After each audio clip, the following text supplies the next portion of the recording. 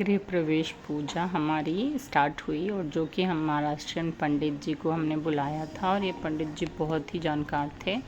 तो उन्होंने सारी तैयारी की और बिल्कुल भी खुश हो गए। प्लास्टिक नहीं था, बहुत सारे सामान में प्लास्टिक फ्री था। तो उन्होंने हमें कलश दिया मुझे और झाड़ू दिया। मेरे हस्बैंड ने गणेश की मूर्ति ली। गणेश की मूर्ति भी हमने पीतल की ली थी। और गेट के बाहर उन्होंने गणेश की पूजा की, कलश की और झाड़ू की पूजा की, जो कि झाड़ू को लक्ष्मी माना जाता है।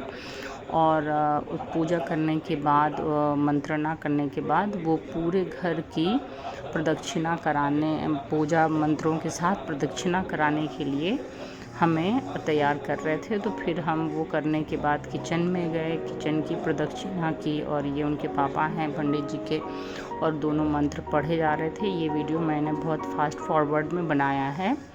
तो पंडित जी ने आरती की थाली ली हुई थी और फूलों के साथ, और ये सारा चीज़ करके किचन की प्रदक्षिणा की हमने। किचन की प्रदक्षिणा करने के बाद उसके बाद पूरे घर की प्रदक्षिणा की। पूरे घर की प्रदक्षिणा हम पंडित जी के पीछे पीछे मंत्रों के साथ कर रहे थे।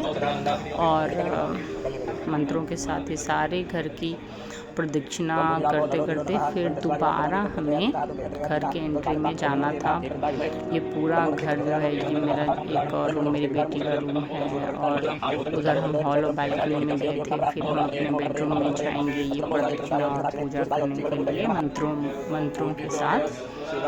और यहाँ ये घर का बेडरूम है और उसकी बड़ी बालकनी। तो यहाँ सारी जगह हमने दिया दिखा दिया और सारा प्रदक्षिणा कर लिया। और प्रदक्षिणा करने के बाद दोबारा घर के हम एंट्रेंस में जा रहे हैं। और घर के एंट्रेंस से वो पूरी प्रदक्षिणा कंप्लीट होती है। तो इस तरह से करने के बाद हम गणपति की पूजा करने के लिए बैठे, जहाँ की गणपति की पूजा भी हमने बेडरूम में ही की। और वास्तु के हिसाब से जिस दिशा में बेस था वहाँ, और पहले गणपति जी को स्नान कराया पंडित जी के मंत्रों के हिसाब से, नैवेद्य चढ़ाया, स्नान कराया उनको पंचामृत से, फिर पानी से स्नान कराया, फिर उनको पोंछा। उसके बाद से हमने आरती की। और जो गणपति की आरती यहाँ बहुत फेमस है, वो आरती की हमने। और आरती करने के बाद नैवेद्य चढ़ाया, पंडित जी को भी खिलाया। और नैवेद्य चढ़ाने के बाद फूल माला अर्पित किया। फूल माला गणपति जी को अर्पित करने के बाद बिल्कुल भी हमने प्लास्टिक का प्रयोग इस पूजा में नहीं किया। और उसके बाद सबसे लास्ट में